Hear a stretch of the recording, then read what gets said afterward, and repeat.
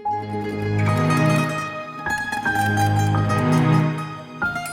are listening to Gangland Wire, hosted by former Kansas City Police Intelligence Unit Detective Gary Jenkins.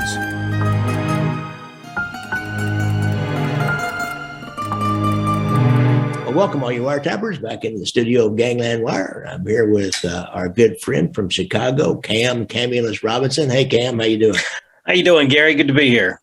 Well, it's always good to have you back on the show. And folks, Cam got hold of me, and it's interesting that he got hold of me today because I'm behind the times. I just started watching The Deuce on HBO, and I was enthralled with it. You know, it was done by some of this David Chase and the author Pelicanos, George Pelicanos. And George Pelicanos is probably one of the better crime writers, maybe even the best crime writer in the United States.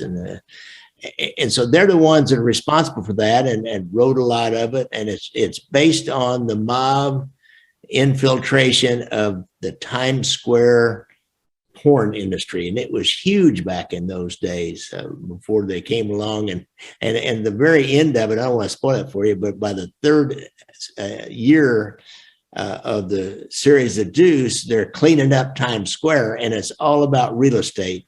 And real estate and owning real estate was a big part of this, the whole porn industry. It seems kind of funny, but you got to have a place to put those porn stores, and everybody doesn't want to rent to you. And it's a good place, you know, back then, like every major city, Cam, if you remember, the Midtown, the core of all big cities was just going to shit.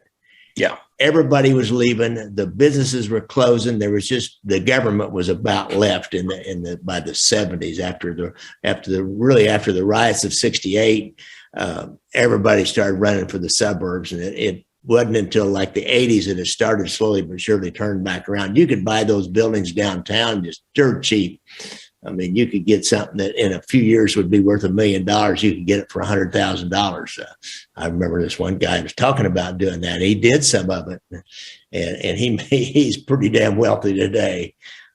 So anyhow, that's I'm going to talk about this porn business and the mob. Cam got hold of me with this article about the Perinos and Deep Throat and how they financed Deep Throat, and they made $1 jillion off of that Deep Throat. So, Cam, let's get us started here on the mob and the porn business.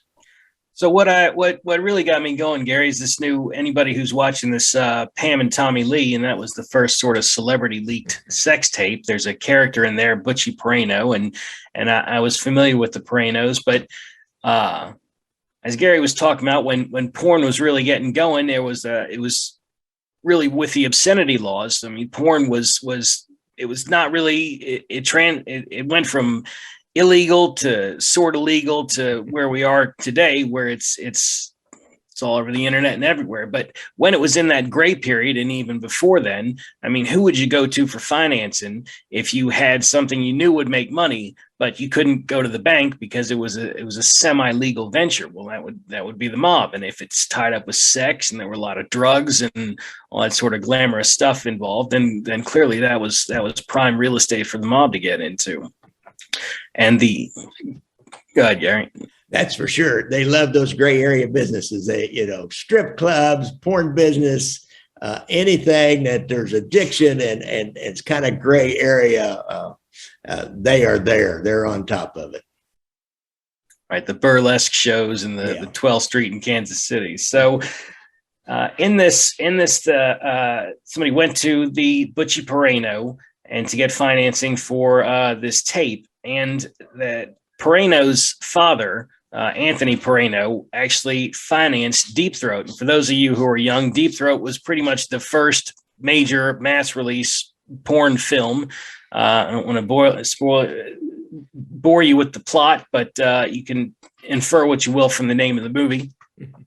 But in addition, they financed Texas Chainsaw Massacre. A lot of these independent films, they couldn't go to Hollywood to get financing, so they went to the mob, and you would pay somebody with points. You would give points on the film, and you would spray it out with, I'll give you 12 points, I'll give you 15 points. The mob usually ended up with the majority of points, and they got their money first before anybody else. So these Perainos, and they were in the Colombo family. They were two brothers, Anthony and his brother Joseph. They were huge, fat guys. They were nicknamed the Whale and the Big Guy. And they were real big guys, and they both had sons named Anthony Jr. and Joseph Jr., both also very big guys. They financed this Deep Throat, and as Gary said, this movie made millions and millions of dollars. And that the Deuce, they deal with that about this first movie that went legitimacy. They started out when they only were selling porn, the real hardcore porn, from underneath the counters. They had softcore porn, hustlers and playboys and that kind of thing on top of the counter, but down underneath they had the really hardcore stuff and movies, and they kind of maybe have a peep show or two in the back. It was the short clips of sex acts going on, and they just started out with women stripping on the peep shows, and then it moved on to the more harder core. So that was, but at this time, the Supreme Court made a judgment. It was a case out of California that the first case, that there was a famous statement that the Supreme Court justice said, porn, I know it when I see it. Right. And it really had this loose standard on what constituted porn. But then this next case, they said you have to look at it in its entirety, whatever the product, the work was, and then judge it on according to community standards and according to its artistic value. When you put that word's artistic values in there, artistic value, a lawyer goes nuts. That's what we call a lawyer's dream there. That is so loose. What's art to you is not art to me, maybe, but what is art? And also community standards. So they dealt with that in the Deuce, how they said, well, now we can have this porn in New York because our community standards are different than, say, out in Minneapolis or Kansas City. So it's just the progress of this porn industry, and the mob was all over that. They pay lawyers to advise them on things like that, and they were all over that. Go ahead, Cam. Yeah, that went as part of getting the points, especially on Texas Chainsaw Massacre and Deep Throat. The mob took their cut first, and a lot of people were left in the lurch. While millions of dollars were being racked up on these two movies, especially, nobody else was getting their share. I think, Gary, you and I were talking earlier about if the mob didn't finance, didn't get their points off the movie, they also, because of these bookstores, they had the ability to distribute. They own the theaters, They own the real estate. And I've got my friend up here on the desk with me. I see. So they owned the rights to distribution. So they would not show the film, just like in the early days of the jukeboxes. So you needed the mob to show the film, even if they didn't necessarily finance it and pay for it. So you needed the mob either on the distribution or in the financing of the film, one way or the other. They own the bookstores, the theaters, and the production value. So porn was pretty much top end of the mob. And another thing these guys would do, if you were a smaller porn producer, and there were a lot of little small porn producers, because we're getting into the time when you've got digital cameras, and even just before that, when you had 8 millimeters and 16 millimeter cameras, they didn't really have to have sound. You didn't have to have big production values. And these prostitutes were happy to make the extra money and shooting little porn shorts, just like 2 minutes or 5 minutes of some action, shall we say, to get the money shot and get the cum shot and that kind of thing. I mean, it's something else. So you're trying to sell, you want to get some money out of those.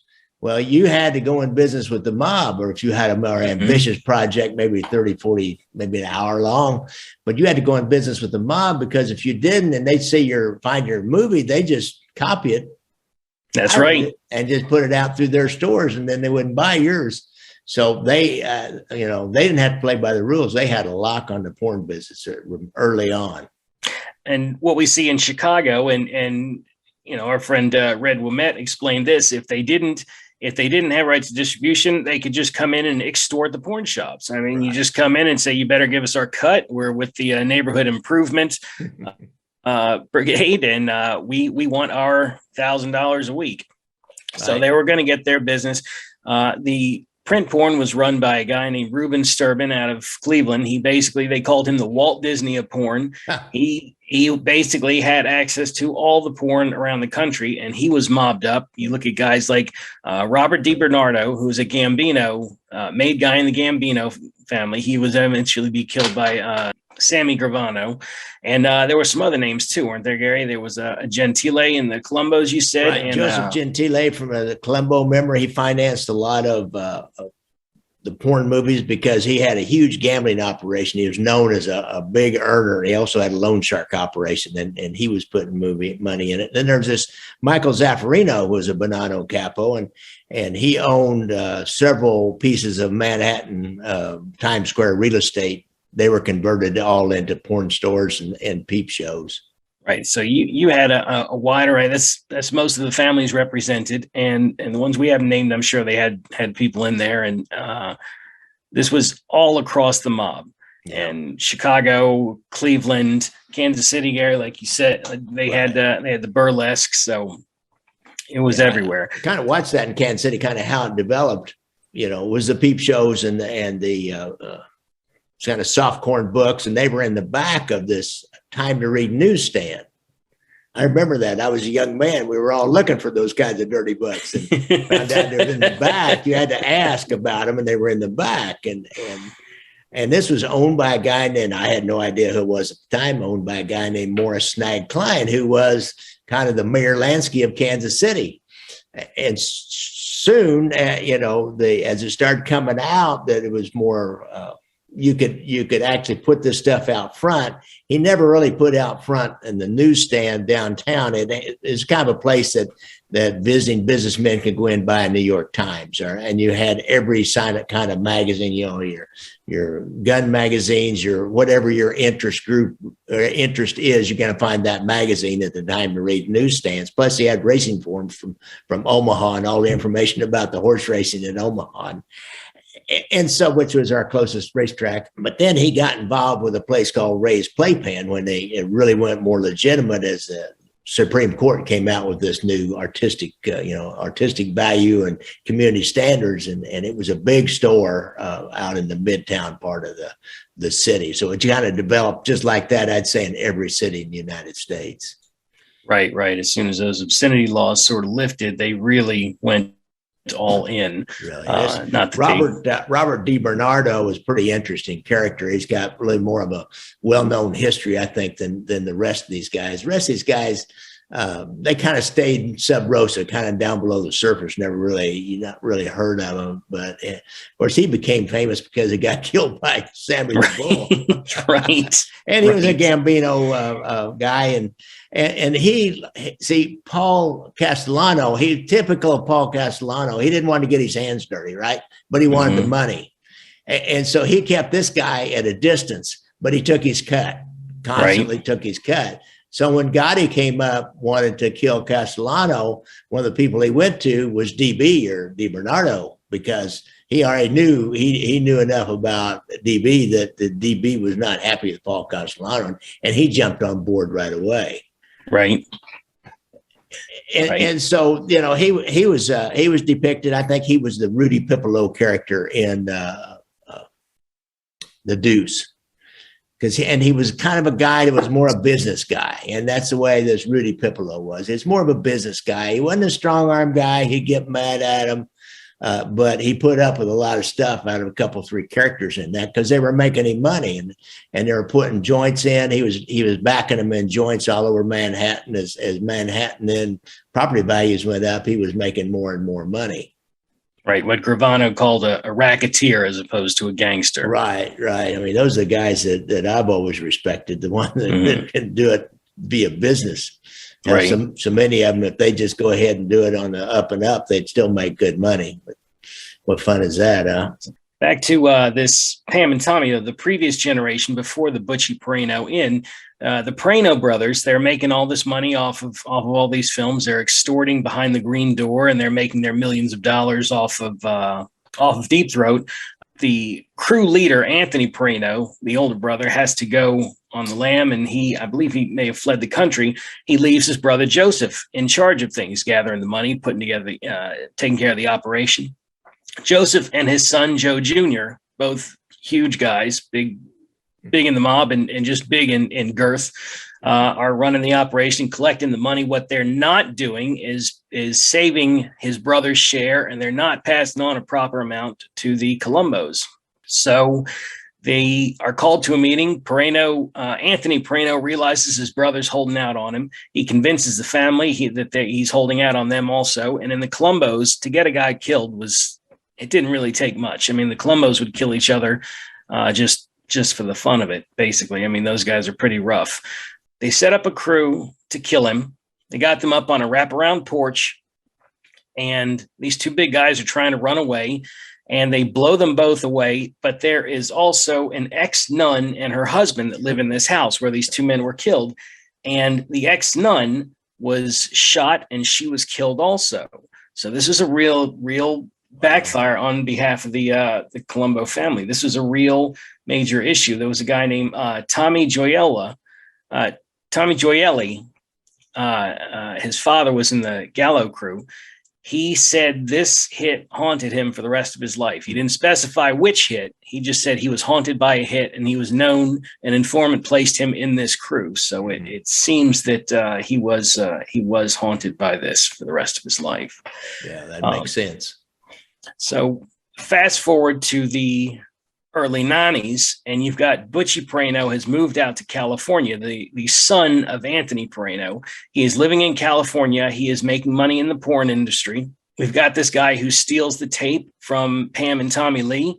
He goes to Butchie Peraino to get some money to distribute the tape, and Butchie puts up $50,000. And everything as depicted in the miniseries is true. But I thought that because that is such a popular series, when we see this mob guy, that's not a compilation character. Butchie Peraino is a real guy, and he did put people out on the street as leg breakers, even out in California. So he went, but he followed the porn from the East Coast to the West Coast, where it migrated to. You've got the porn industry that went west, and that was where the mobsters went. That's where they make the movies. The guy told me. That's right. and that's kind of what they show in the Deuce, that all that business migrates out to California, and then they really take it and run with it out there more so than they ever did anyplace else as far as actual making the movies. Now, the Perainos were eventually the Bureau went after them for shipping obscene material interstate in the middle 70s. They ended up getting convicted, I noticed in my research, of shipping obscene material interstate. And part of it was for the distribution of Deep Throat on videotape. Mm-hmm. I'm not sure exactly the legal basis for that, but a lot of those porn cases were flimsy. Right. And so supposedly Anthony jumped bail and disappeared. And went to Italy. I don't know if that's right or not. It was while he was in Italy that his brother was ripping him off. I forgot about I thought that was where he went, but it was while he was in Italy, his brother was ripping him off. And when he got back, he sent a hit crew after his brother. So the Perainos were a violent crew in a violent family, and the Joe Jr. and Joe Sr. were both killed. They used double-aught buck in sawed-off shotguns. They were given at a social club. Both of these two were killed, and Anthony Jr. went on to continue their porn rackets, and Anthony Jr. became a major financier on the West Coast. And you've spoken to Kenji Gallo, and I remember him talking about he worked for the LA family, but he got tied up with the Colombos also while he was on the West Coast. He got to know the Colombos because they did have a presence out there, if I recall correctly. Yeah, I remember that now. I'd forgotten about that. I remember that he was involved. I wondered, I never really understood quite how he got connected up with them. And he had some ties to the porn industry too. I remember him telling stories. That's right, because he had girls. That was a deal. He had girls that he was supplying. That was a deal. And then he ends up coming back east and gets tied in with them there. He's an interesting guy. Right. Oh yeah. Tells a hell of a story. So I guess if you're going to be taking your clothes off, you'd rather do it in California than in New York. Makes sense. It's a little warmer. And of course, today it's everywhere. I mean, they don't actually have the cum shots on TV or on the streaming channels, but they might as well. Not yet. Not yet. Yeah, what the internet has done is democratized porn. You've got everybody with a phone making it and distributing it online. So there's not much the mob can do unless they get into the telephone market. Yeah, the internet took every bit of control they had out of that entertainment business for the most part. Heck, I got a guy that I advised on a deal. He made like $20,000 and in a month. And what he had was a connection to a website and he recruited a couple of people who all they had was a camera, and he just connected them all up, and he took the majority of the money and then paid the actors, shall we say, and they were just alone in their rooms doing sexual things with themselves, and these guys were, clicking and paying to watch them. All of a sudden they like, okay, you're on. So then the girl would jump up, or another one was a guy, one was a girl. They'd jump up and start doing, playing with themselves or whatever they did. I didn't get into it too far. I just told him they were trying to extort money from him, and that's why he came to me and made some claim about how they were going to turn him over to the tax man or some stuff. And I said, they're independent contractors, dude. Don't worry about them. Just give them my number and tell them to call your lawyer. I'll talk to them. And of course, I never heard anything more from them. So it's just, porn is, the mob has lost the porn industry. It's one more example of one of their industries that was taken over and became legal, and that they lost. It is definitely another place where they no longer have much access to make money. But while it was going, it was a multi-billion-dollar industry. It could be a violent industry. There was a small porn war here in Chicago with bombings and murders. And it was definitely something they were deep into, but it is more or less gone. One guy we didn't mention was Matty the Horse. In New York, and I can't remember what family he was connected to. He was the Genovese. He was the Genovese capital. And he owned a bunch of that property. He had money in the porn business. He was making money out of the porn business there on 42nd Street. And they depict him as a kind of a rough character that everybody's afraid of in that the Deuce, and we did the Joey Gallo story, and his brother owned Umberto's Clam House. Umberto's Clam House that night. That's right. He likely had something to do with the stories that Pete the Greek put his gun to Matty the Horse's head, and whether or not he pulled the trigger on an empty gun or whether he didn't is up for debate. Pete says he did. A lot of people say he didn't. So yeah, interesting. All right, Cam, I think we've covered the porn industry, at least in a cursory manner. I don't want to do too much research on my computer. Right. If you're about 18 years old, I just have to give you a bag of quarters and you go out and do all the research we wanted, wouldn't I? Right back in the day, yeah. All you guys out there, if you're of a certain age, you remember. You remember when that started and you were in high school and you wanted to go into one of them. The peep shows. That's another thing in the Deuce. They started out with they figured out the peep show deal and bringing the girls in from the strolls. I would say the working girls off the streets in Manhattan and putting them in the peep show. So they would, a guy could go into this booth and he'd put his money in, and then the window was covered would open up, and then the girl would dance for him. And so this one guy, he had one of the characters in this said, I got an idea. He said, let's take the glass out. And they're going, oh, no, I don't want those guys come through there. No, don't worry about it. let's just take the glass out. And, don't let them, just yell if anybody wants to try to come through that window, and just don't get close enough where they can touch you. And so do that. And what happened was then guys could like give them some extra money, would throw dollar bills in there. Mm-hmm.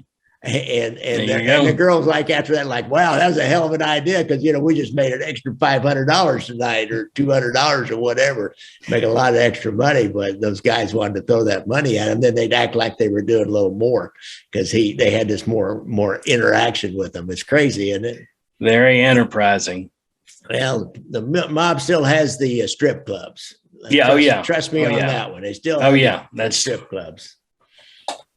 Get a piece of that action. That's what my friend Michael D. Leonardo, Mikey Scars, fell on, was being involved with that big strip club down in Atlanta, Gold or everybody. I've talked to people about, some people say, oh yeah, I remember that place. It was fantastic. Talked to a friend of mine, one of the podcast fans from Florida, and he said, oh yeah, he knew all about it, man. I think he'd been there. He had been there, some business thing he was in Atlanta on, and he had been there. They had, like a high dollar dinner place, and the girls were all, they were all high dollar too. We had one place in Kansas City where the girls were a cut above the other places. There's always the place where there's they're in tiers, right. There's the top tier, there's the middle tier, and then there's the Sunday afternoon lunch special. Yeah, well, I tell you what, that lower tier, that's pretty sad, man. I've been in a few of those too. I've not frequented, but I have heard tale. All right, Cam, thanks a lot. Absolutely. Hey guys, thanks for listening to this episode of Gangland Wire. Now, don't forget to like and subscribe down below if you're on YouTube. Now, I started on YouTube, as you all have noticed, I would imagine. If you're on an audio platform like the Apple Podcast app, you can give me a review there. I appreciate that. You can also support the making of each episode by buying me a shot and a beer on your Venmo app. If you had Venmo, that's at Gangland Wire. I have a new way, buy me a cup of coffee. There's a link in the show notes to buy me a cup of coffee or two. You can go to my website. You can see all my books and movies that are for sale, or you can donate via your credit card on the PayPal button, or if you have a PayPal account. And if you donate enough, why, you start getting those books and movies in a coffee cup or a T-shirt or whatever you want. And remember, if you are a friend or suffering from PTSD, check out the Veterans Administration resources. Just go to Google and Google PTSD and Veterans Administration, or VA, and you'll find that website, and you'll find there's a hotline and there's links there to help you find resources to deal with that problem. And remember to look out for motorcycles on the road and stay safe. Bye, folks. Music provided by our good friend and super fan from Portland, Oregon, Casey McBride. Thanks, Casey.